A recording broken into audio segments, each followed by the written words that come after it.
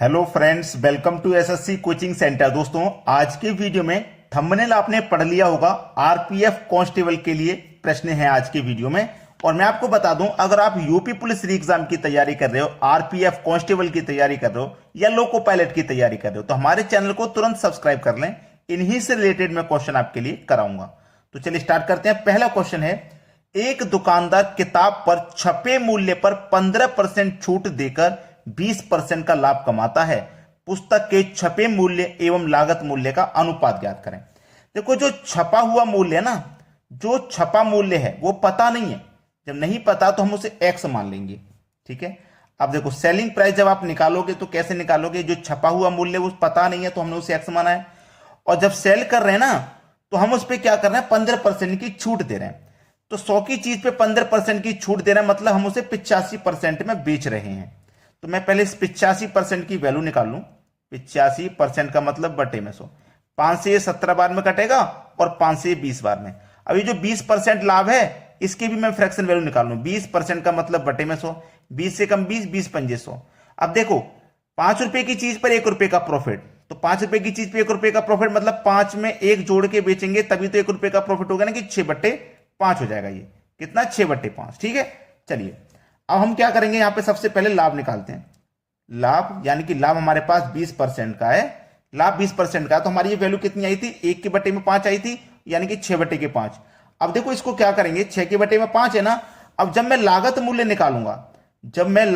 निकालूंगा, तो क्या करूंगा? ये मेरे पास कितना था? 17/20 है। अब लागत मूल्य में निकालूंगा, जो छपा मूल्य है उसी पर लागत मूल्य निकलेगा, यानी कि एक्स से मल्टीप्लाई कर देंगे आप यहां पे इनटू। और जो मेरे पास प्रॉफिट है 20% का, जिसकी वैल्यू निकल गई थी 6/5, इसको पलट के लिखेंगे, यानी कि 5/6। याद रखना, जब भी लागत मूल्य निकालते हैं तो ये प्रॉफिट वाली वैल्यू को पलट के लिखते हैं। 5 से 20 कट जाएगा आपका 4 बार में। 4×6 = 24। 17 का एक्स से मल्टीप्लाई, तो ये 17x बटे में कितना है? 24 है। ठीक है, बटे में कितना है? 24 है। अब देखो, बराबर में से 1/1 से मैं मल्टीप्लाई कर दूंगा मैं मल्टीप्लाई। तो 24 से कम 24 और 17x का मल्टीप्लाई से हो जाएगा तो 17, यानी कि 24:17। ये आपके सवाल का बिल्कुल सही जवाब हो जाएगा। ठीक है, 24:17, यानी कि बी ऑप्शन बिल्कुल सही जवाब है। समझ में आ गया ना सभी को? अब देखेंगे अगला प्रश्न। अगला प्रश्न है, दिलीप अपनी पूंजी पर 15% लाभ कमाता है, परंतु उसको अपनी दूसरी पूंजी पर 10% की हानि होती है। यदि पूंजियों में 3:5 का अनुपात हो तो सब मिलाकर उसको कितना प्रतिशत लाभ या हानि हुई? देखिए, पहली पूंजी दूसरी पूंजी दोनों का जो अनुपात है वो है 3:5 है। यही तो है, 3:5 है हमारे पास। ठीक है। अच्छा, जो पहली वाली पूंजी है उस पर क्या हो रहा है? 15% का लाभ, और जो दूसरी वाली पूंजी है उस पर हो रही है 10% की हानि। यही तो है। चलिए, पहली पूंजी पर क्या हो रहा है? 15% का लाभ। अब मैं 15 की फ्रैक्शन वैल्यू निकालूं। परसेंट का मतलब बटे में 100। 5 से 3 बार में कट जाएगा और 5 से ये 20 बार में कट जाएगा। ठीक है, यानी कि 3/20 हो जाएगा। अब ये 3/20 है। अब दूसरा मेरे पास क्या है? 10 की हानि है। 10 की हानि है ना मेरे पास। दूसरा क्या है? 10 की हानि। तो 10% का मतलब बटे में 100। 10 से कम 10, 10 से कर जाएगा 10 बार में, यानी कि 1/10 ये निकल के आ गया हमारा। अब देखियो, यहां पे इस प्रश्न में क्या होगा? पहले हमारे पास कितना था? 3। दूसरी वैल्यू कितनी थी? 5 थी। यहां पे मैंने सॉल्व किया, ये 3/20 आ गया और ये 1/10 आ गया। अब देखो, मेरे पास इसका वैल्यू कितना है? 3। अगर मैं 3 का मल्टीप्लाई 3 से कर दूंगा तो कितना हो जाएगा? 9/20 है। अब मैं 5 का मल्टीप्लाई 1 से कर दूंगा तो कितना हो जाएगा? 5/10 है। याद रखना, पहले वाले अनुपात का मल्टीप्लाई मैंने पहले वाले से किया, बाद वाले अनुपात का मल्टीप्लाई मैंने बाद वाले से किया, ऊपर वाली संख्या से कर दिया। ठीक है, बटे में क्या जाएगा दोस्तों? दोनों अनुपातों का योग, यानी कि 8। ठीक है, और यहां हम क्या कर देंगे? इन दोनों का अंतर कर देंगे। सवाल हो गया खत्म। ठीक है, सवाल हो जाएगा खत्म आसानी से। अब देखो, 20 और 10 का जब आप एलसीएम लोगे, 20 और 10 का एलसीएम 20 ही रहेगा। ठीक है, और बटे में इसके 8 रहेगा। दोनों का एलसीएम ले लिया मैंने 20। अब देखो, 20 से एक बार में कटेगा 20। 20 से मैं 20 को काटूंगा एक बार में, 1 कमल पे 9 से करूंगा 9। 10 से काटूंगा 20 को 2 बार में कटेगा, 2 पंजे 10, और ये इनका अंतर हो गया। अब ये इनका अंतर हो गया। अब देखिए, यहां पे 9 में से माइनस करूंगा मैं 10 को। भाई 9 में से माइनस मैं 10 को कर दूं। ठीक है, 9 में से -10 को करूंगा तो यहाँ माइनस का 1 ही तो आ जाएगा कि नहीं आ जाएगा? -1 आ जाएगा। अब यहाँ पे प्रतिशत में पूछा है उसने, एक बात ध्यान रखना, प्रतिशत में पूछा है तो प्रतिशत के लिए आप हमेशा एक बात नोट रखते हैं कि हम 100 से मल्टीप्लाई करते हैं। किसी भी चीज को प्रतिशत में बदलने के लिए 100 से मल्टीप्लाई किया जाता है, तो यहाँ पे हम 100 से मल्टीप्लाई कर देंगे। ठीक है, चलो अब इसको कर लीजिए भाई। 9 में से ये चला जाएगा 1, 10 भाई, माइनस का 10 जाता है, प्लस का 9 को मैं तो माइनस का 1 आएगा, बटे में 20 गुने 100 और बटे में इसके 8। तो 20 से अगर मैं 100 को कटा दूं तो 5 बार में कटेगा ना, और -1 का मल्टीप्लाई 5 से होगा तो माइनस का 5 बटे में 8। ठीक है, यही तो है। अब 8 से अगर मैं इसे कटाऊं तो पॉइंट में जाएगा 625, ये आपका आंसर हो जाएगा। यानी कि 0.625 की हमें क्या हो जाएगी, हानि हो जाएगी। ये प्रश्न का बिल्कुल सही जवाब। अब देखेंगे अगला सवाल।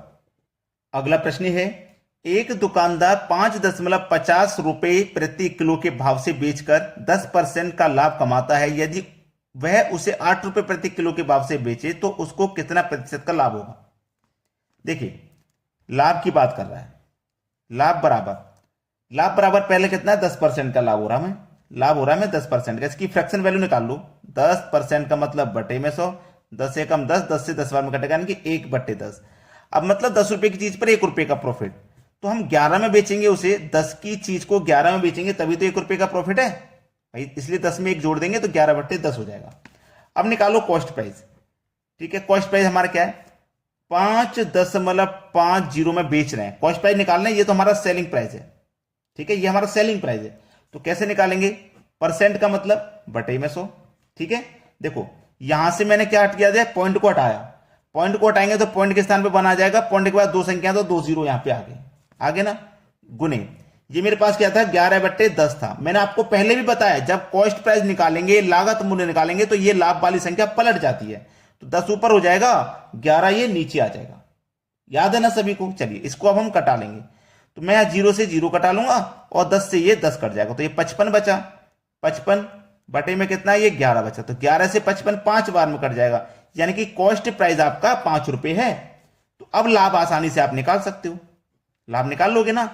8 रुपए के भाव से जब हम बेचेंगे, पहले 5 से बेचते थे, इसको हटा दो, लागत मूल्य कॉस्ट प्राइस को मैं माइनस कर दूंगा, 8 में से कॉस्ट प्राइस को माइनस कर दूंगा, प्रॉफिट हो जाएगा मेरा 3 रुपए का। कितने का प्रॉफिट है भाई, 3 रुपए का प्रॉफिट हो गया कि नहीं हो गया, 3 रुपए का प्रॉफिट हो गया। तो प्रॉफिट हो चाहे लॉस, हमेशा कॉस्ट प्राइस पर ही निकलता है, कॉस्ट प्राइस मेरा 5 है।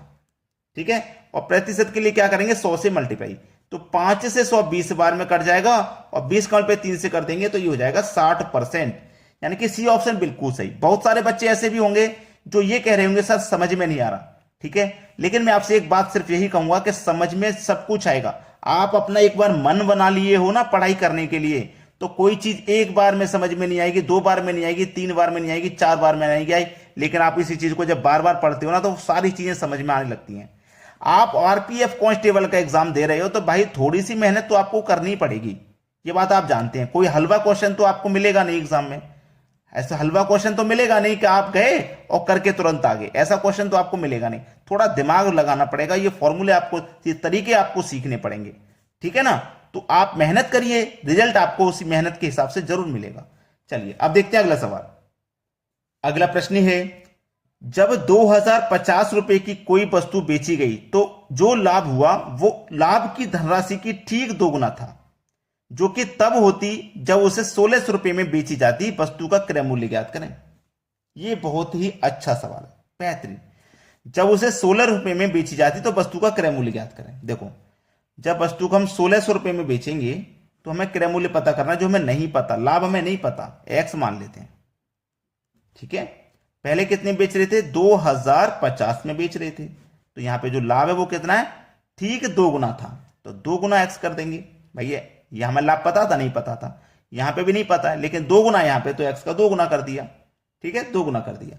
अब देखो 1600 से 2050 होने में हमें कितना मूल्य बढ़ा, 450 बढ़ गया, 450 ही तो बढ़ा, 450 बढ़ा, तो हम यहां पे कॉस्ट प्राइस निकालेंगे, 1600 माइनस 450, ये जो 450 बढ़ रहा है ना, इसी को तो माइनस करेंगे, ये लाभ ही तो है, 1600 से 450 हो गया बढ़ के, ये लाभ ही तो है, और यही लाभ हमारा 1600 रुपए में भी शामिल है, तो मैं ये घटा दूंगा, तो कितना बचेगा भाई, बचेगा, 1150 बचेगा। तो कॉस्ट प्राइस हमसे पूछ रहा था क्रय मूल्य। तो भाई देखो ये जो 1600 रुपए की राशि है ना, इसमें ब्याज मेरा शामिल है। ब्याज मेरा देखो 450 है, 450 मैंने इसमें से माइनस कर दिया, 1150 आ गया। यही क्या हो गया हमारे सवाल का बिल्कुल सही जवाब। ठीक है, अब आप ये दोगुना वाले से माइनस कर सकते हो, कॉस्ट प्राइस निकालोगे, देखो दोगुने से कितनी राशि थी 2050, और यहां पे प्रॉफिट कितना था, दोगुना। तो 450 का दोगुना मैं कर दूंगा तो 900 हो जाएगा। तो भैया 900, 2050 में से 900 माइनस कर दो तब भी 1150 आ जाएगा। दोनों में से कोई सा भी मूल्य अगर आप रख के करते हो तब भी आंसर आ जाएगा। ठीक है, वही सेम आंसर आया 1150। पहला ऑप्शन सही जवाब है। अब देखते हैं अगला प्रश्न। अगला प्रश्न है 240 रुपए प्रति सैकड़े की दर से नारियल खरीदे गए और उसे प्रति नारियल 3.5 रुपए की दर से बेचा गया। यदि इस सौदे में 550 का लाभ होता है तो बताओ कि कुल नारियल कितने खरीदे गए। यह सवाल बहुत अच्छा लगा मुझे, यह सवाल मुझे बहुत अच्छा लगा, बहुत बढ़िया सवाल है। देखो प्रश्न में 240 रुपए प्रति सैकड़े, यानी कि 240 रुपए प्रति सैकड़े का मतलब है कि 100, एक सैकड़ा। 240 रुपए प्रति सैकड़ा मतलब एक सैकड़ा यानी कि 100 का। 240 रुपए में 100 नारियल और 3.5 रुपए की दर से बेचा गया। 3.5 रुपए में एक बेचा गया, 3.5 रुपए में एक बेचा गया। तो ये पूरे 100 कितने में बेचे जाएंगे भाई, 350 में पूरे 100 बेच जाएंगे भाई। 3.5 रुपए का एक बेचेंगे तो 350 में पूरे 100 बेच दिए जाएंगे। अब देखो 240 में हमने 100 खरीदे थे और बेचे हैं 100 हमने 350 में, तो हमें प्रॉफिट हो रहा है 110 रुपए का, है ना, 110 रुपए का प्रॉफिट हो रहा है ना। तो 550 का लाभ होना चाहिए। देखो 100 पे हो रहा है हमें 110 का, पहले के 100 पर 110 का प्रॉफिट, दूसरे 100 पर फिर 110 का होगा, तीसरे 100 पर फिर 110 का प्रॉफिट होगा, चौथे 100 पर फिर 110 का प्रॉफिट, पांचवें 100 पर फिर 110 का प्रॉफिट। तो 100 100 100 100 100 500 हो गया ना। देखो 100 200 300 400 500, ये कितने नारियल हो गए, 500 नारियल हो गए।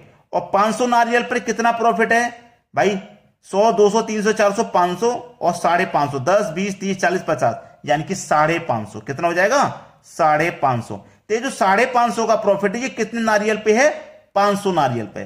तो कुल नारियल कितने खरीदे गए होंगे, 500 नारियल खरीदे गए होंगे।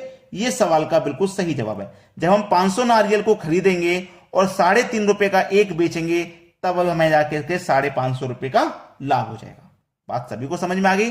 तो अगर अभी तक लाइक नहीं किया है वीडियो तो लाइक कर दो, शेयर नहीं किया तो शेयर कर दीजिए। ठीक है दोस्तों, धन्यवाद।